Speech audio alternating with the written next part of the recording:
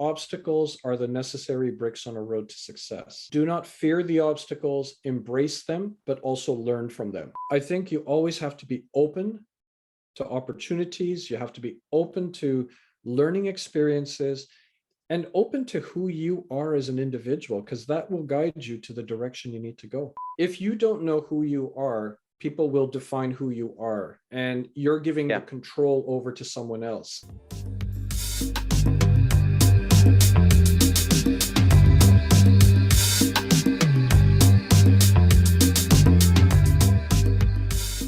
Welcome, Sam.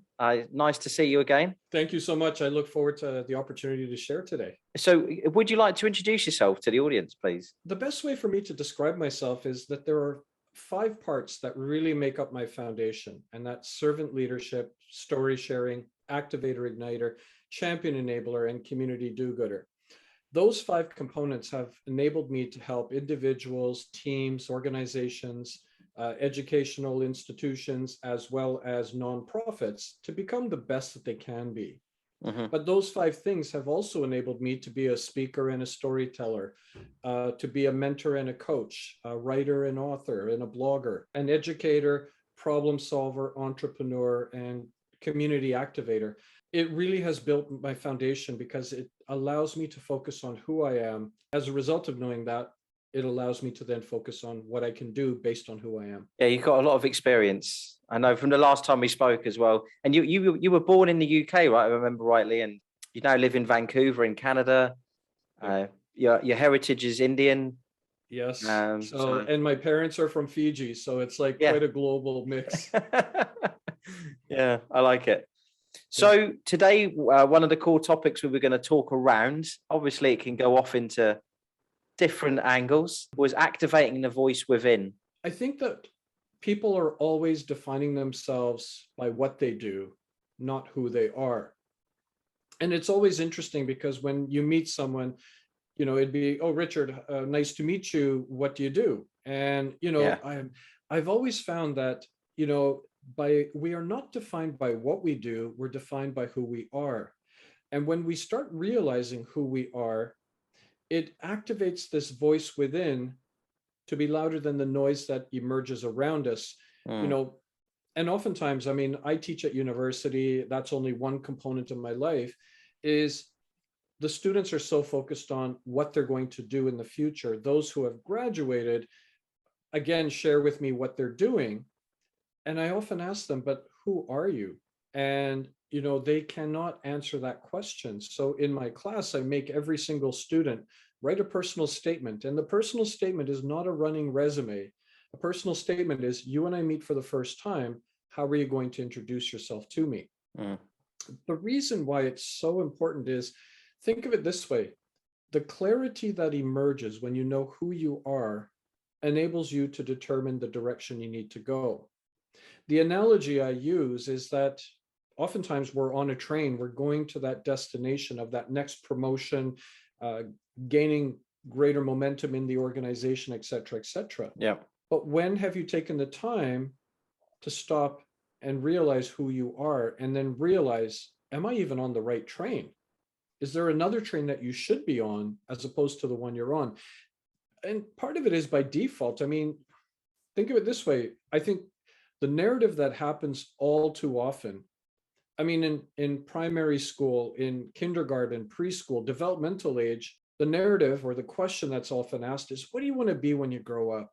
And we pick these honorable jobs. I want to be an astronaut. I want to be a teacher. I want to be a doctor. And slowly practicality sets in. And now you're on a journey, you're on a track. And we lose this. And as a result of it, what happens is now all of a sudden we emerge from this pathway and we're on a journey, and it may not even be our journey. It may be a journey what transpires by someone else telling us what to do. Well, this is where I try to work with people to activate the voice within to be louder than the noise around, to say, okay, but who are you? And the clarity that comes forward when they start articulating who they might be is so valuable, so rich, and so important. We're conditioned almost, aren't we? Not everybody, but most of society is conditioned to believe they should do something that's not actually maybe what they want to do. It is the outside noise. You know, parents telling you, Yep. you know, this should be good for you. You Mhm. should do this, or friends, or social media now obviously makes it even bigger. Yeah. So I completely resonate with it. I was just going to say, your points are spot on with regards to how if you don't know who you are, people will define who you are, and you're giving the Yeah. control over to someone else. Mhm. That's all I wanted to just add on that point that you were Yeah. just bringing up. So tell us or talk us through what it is you do with the people that you help. Yeah, and that could be whether it's high school students all the way to senior executives. And Mm. I always call myself the difficult monk. And the difficult monk is the fact that they come to me looking for the answers to life. And they think of me as this orange saffron bearded man on top of a mountain who's just going to basically say, my son Richard, you will do this. And I always say, no, the difficult monk in me, what it does is I'm going to ask you a lot of questions, because the monk that you seek lies within you. The answers are there. I'm just going to ask these questions. And what's interesting about this is it came from the strangest place, through my own life, actually, Yeah. because I was at a part in my life where I was in a corporate job. It was one of those moments where I sat there going like, I know what I'm doing, but who am I? And it made me realize that, let's say you and I both want to go into a store to buy a suit, Yeah. and we can go into the store and there's all of these suits there, but all of the suits are the same size. They're 52 shorts. You and I could both wear it, but here's the problem. They don't fit, but you and I could wear it. We could walk out of the store. Now, a 52 short on me means that the sleeves are going to come up to mid-arm, probably shin level, and it's going to be a double-breasted because I'm a 42 regular. It made me realize a tailored suit is what we really need, a tailored solution. It came up to me to say, but okay, Sam, what are the important things in your life? Not career, but life and career. Mhm. And I came up with 5 key things that were really important. And it suddenly did a refocus in my life, because now, instead of being into a track and going in a particular direction, I pulled myself out, and now I'm looking at, from a much higher level, the direction I'm going. And I was like, wait, this is not what I really would like to do. Think of it this way. If you were to build a house, you need a solid foundation. To build a life, we need a solid foundation. Now, when we go to buy a house, what do? We get a contractor or a home inspector to come in to make sure that the house is safe and solid. Yeah. When have we done that in our life? What I've always said is, when you can nail 5 things that you are not willing to compromise in your life, clarity happens. So the way that I go about doing this is, it doesn't matter who the individual is, high school all the way to a senior executive, is to ask these questions. If you're working, what is it about your job or previous jobs that you've had that you liked and that you didn't like? If you've just recently graduated university or in school, what courses are you doing that you like and don't like? Mhm. Why? What do you like to do in your spare time? Why? And the idea is to start digging down deeper to say, and the why is the most critical part. And it's always interesting and fascinating to me, because people are always worried because I'm making them choose particular words, and they think they're going to be stuck with them for the rest of your life. I said, no, you can change these at any point in your life. But what are the things you are not willing to compromise? Mhm. And it's always interesting, because then they start experimenting, and they struggle with it, but they experiment. So, for example, I was helping somebody in Los Angeles, and we were talking. I said, so what are you not willing to compromise? What's so important to you that you need to incorporate in your life and your career? And she said, the environment is really important to me, and I need to be present. I need to do what I can to protect our environment. And while she's talking and explaining, I said, so you're an environmental ninja? She was like, oh my gosh, I love that. Can I use it? And I was like, of course you can. So one of her 5 things is an environmental ninja. But can you imagine how cool it is to explain, to someone Say something. who says, yeah. And oftentimes you'll get people who, again, when they first experiment, and this is where the questioning and the inquiry comes in, because oftentimes I'll ask somebody, and oftentimes I'll get the answer of, family is really important to me. I said, okay, but why is family important? Next thing you know, they say, well, it's the relationships that I have with my family members, the extended family, and the connectedness. And I said, okay, wait.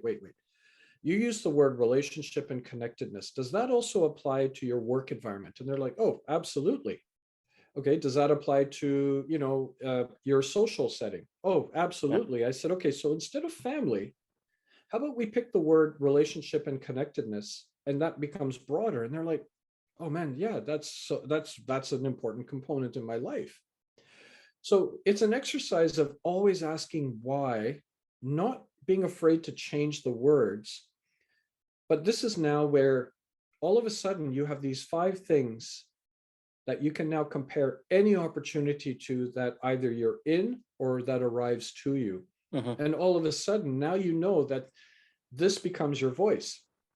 And Richard, to your point, like when we started the conversation, that's how I started. I described the 5 things that make up my foundation and how this has supported me in the work I can do to help others, and what it's made me as well. So it's a great way to describe yourself by using these 5 key elements. When they get stuck with them, how do you help them get through it?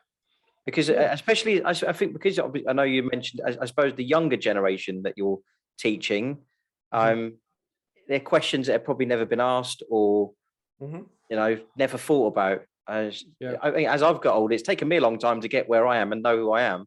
It's like, I'm 36. So if you'd have asked me those questions when I was younger, I think I'd have been stumped. So if people are stuck, the best thing that I can suggest is having those conversations. In other words, sitting there and listening to them and asking, okay, tell me about something that you enjoy doing. And when they ask me, I always say, okay, why? Why do you enjoy doing that? And then they go, oh, and then they're like, well, because of this. And I say, okay, why is that one important now? And we try to facilitate and get some words happening. And actually, it's interesting. Those words do emerge eventually. But the key thing is you can change them anytime that you like or prefer. Because think of it this way, it doesn't matter if you're a student or mid-level manager or senior manager, things are going to always change. And you can revisit it. But the real critical component in this is to say, why is that important? And why do I want to hold this as one of the 5 core foundations that make up who I am? And by doing the reflection and introspection, that's where the solid foundation starts to emerge. Because think of it this way, you now have something, which are these 5 core elements, and an opportunity emerges. So let's say you've got an opportunity to do a special project in your office, and you can look at it going like, actually, this one hits 4 out of 5 based on the 3 out of 5, because it allows me to do this. It allows me to now interact directly with my consumers. And, that's something that's really important to me, is this connections and relationship building. Without that, you're going to take the position, but you're not sure if this is right or wrong. But all I'm doing is putting, again, the horse before the cart, because most times we're putting the cart first and just going down a journey and a pathway. But it really is about keep asking the question of why to facilitate. And I'll give you a quick example, Richard. I mean, I said story sharing is one of my 5 core elements. Not storytelling, but story sharing, because sharing means we go back and forth. It's not unilateral in the sense of storytelling. But what I've shared in that regard is, so story sharing. So Sam, why is that important to you? And I always think to myself, because I have a message to share. Okay, why is sharing that message so important? By sharing a message, I'm able to help people in their journey. Okay, so why is helping people in their journey so important? And you go down this pathway of reflection and introspection, which reinforces that word or guides you to a new word. And that's really the foundation is, or the simplicity of it is to ask why. And this will help you determine if you're actually on the right train. Yeah, I agree. It's got some similarity to Simon Sinek, The golden circle. the golden circle. Yeah, the ask the why. Yeah. So it's very true. It's very true. Yeah. And actually for myself, like when I got the job in the university, it was in student engagement. And when I walked in, I didn't tell them what I was going to do in student engagement. Mm. I told them why I wanted this position. I wanted to go in to help people in life and career, the students, so that they don't Yeah. go through what I went through. Yeah. And all of a sudden, the associate dean who interviewed me, half an hour later, she phoned me and said, we're going to give you the job because it's a compelling statement. And it goes back to, even I know the foundation because when I graduated university, I had a degree in business and political science. And I had this attitude of like, okay, what a great combination. I'm going to go forward and I'm going to get this really cool job because this is a really great combination. Mm-hmm. And I started applying for jobs more on the understanding of what I wanted to do versus who I was. And I sent out 12 letters because back then you wrote letters or typed letters and you either mailed it or hand delivered it. And I put 12 out there and I was like, okay. And I sat back waiting for who's lucky to get me. Well, all of a sudden a letter arrived 2 weeks later. And it was from an employer that I sent it to. And they said, sorry, we don't have a letter for you. Oh, sorry, we don't have a job for you. Good luck. And I thought, not a problem. I've still got 11 letters out there, but I'm going to send 3 more out. And it started to become the tide where all these letters I was sending out started coming back. And every single one was a rejection. And what I have before me are 86 rejection letters from companies who said, we have no idea who you are. For your audio listeners, like this is literally the size of a brick, but these are 86 rejection letters from companies who said, we don't have a job for you. Good luck. And yeah, we don't really know what you're looking for. I was focused on what I wanted to do. And it suddenly was, am I not so much who's lucky to get me? It became, am I lucky to get a job? And Yeah. that shifted my whole understanding as I move forward to say, I need to change this and I need to focus on not what, but who. And it was interesting because I did finally get my first job. And it was being a janitor, mopping floors and emptying rubbish bins in a hospital with a degree on my wall.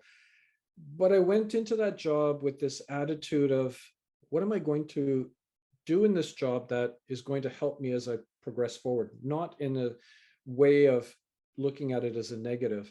Yeah. And 3 valuable life lessons that I gained from that still carries me to who I am. My father, the first lesson, my father said, I don't care what you do, you better do the best job possible because your reputation is on the line. No floor was cleaner than at the end of my shift, and no rubbish bin was left full.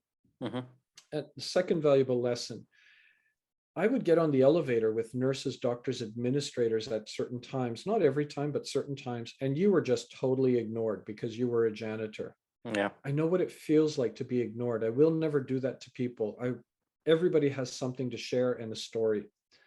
And the third valuable lesson is, you could go through it as it's an experience, negative experience, or what am I going to gain and learn out of being a janitor? And, I was pulling lessons from it that still carries me to who I am today. I think you always have to be open to opportunities. You have to be open to learning experiences and open to who you are as an individual, because that will guide you to the direction you need to go. Mm-hmm. Yeah. Mhm.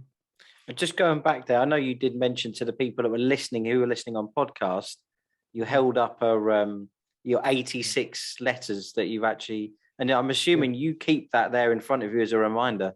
Mhm. Yeah. I do. It's a reminder of, the struggles, the trials and tribulations. And, at the time, I will be, brutally honest, every single letter was a nail in my coffin of self-confidence because, Mm-hmm. you're graduating university with all of this vigor and idea of what's out there and the big open world that now I've got an opportunity to splash into. And those letters I still hold on to. And what's important about those letters now is 2 things. One, If one of those letters would have materialized, I would not be here speaking with you today because my life would have gone in a different trajectory. Yeah.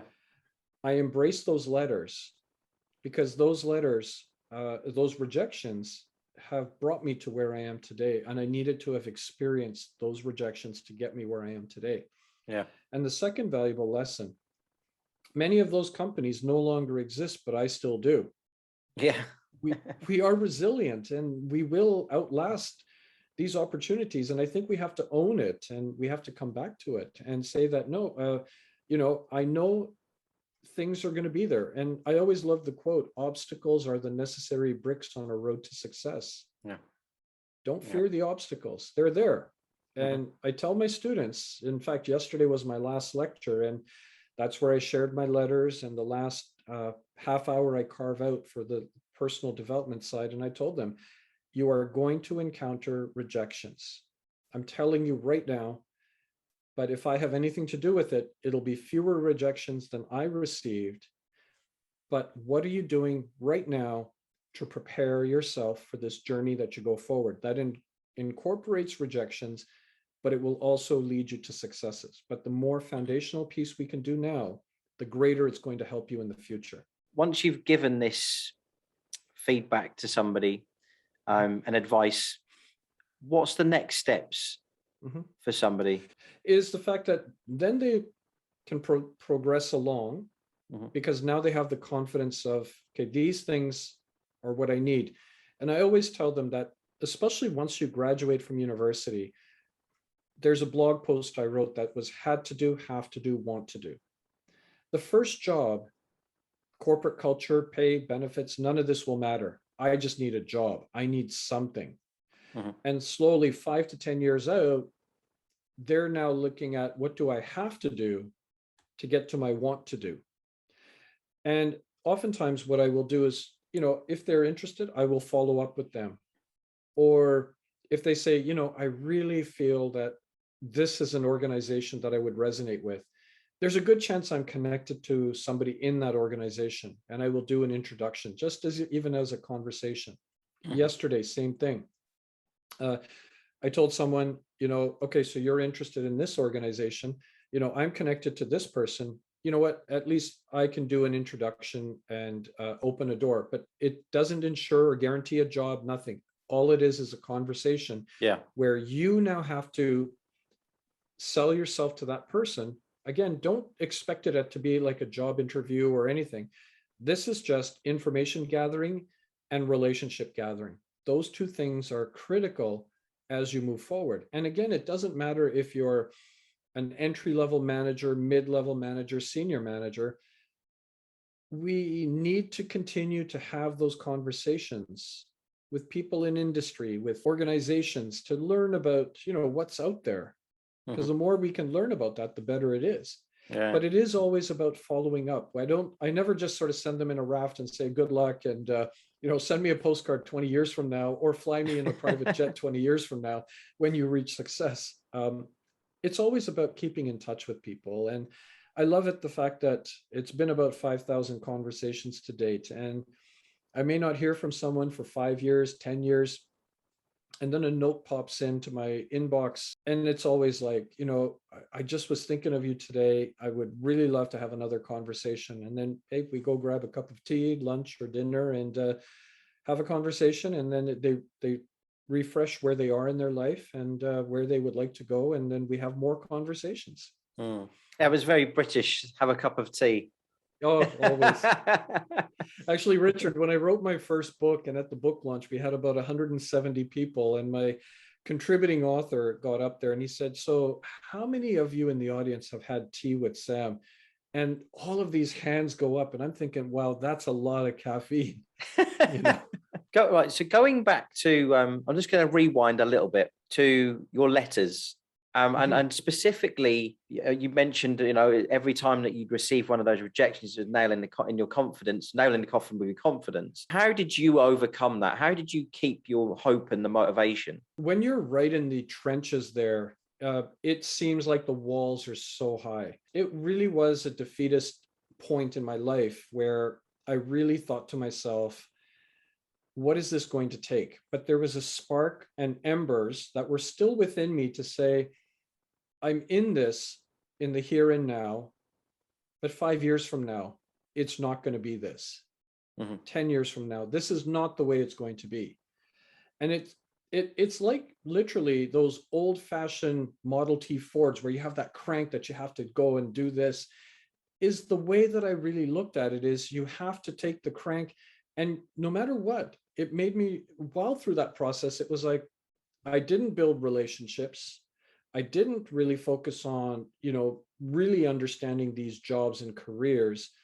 I was only basing it on this false foundation that having this degree was the most important thing. And once I got that swift kick in the butt saying, yeah, no, this isn't the reality of it, then I started to think, okay, number one, it's not going to be for the rest of my life. But what can I start doing now? And that's where now I started picking up the phone and started to find people in companies and organizations. LinkedIn did not exist back then, unfortunately. Yeah. But it was like, then, you reach out to a family member who says, oh, well, I know somebody in this place or somebody in that place. And this is how I got my first janitorial job in the hospital, was where, somebody said, I know that they're looking for somebody, and I know that, this is a transition piece for you. And I think having that mindset that this is a stepping stone and a transition, it really made me feel, going through this process, that I had to tear down an entire house, the frame and everything, because it wasn't working. And I had to say, okay, I'm going to have to start rebuilding right from ground zero.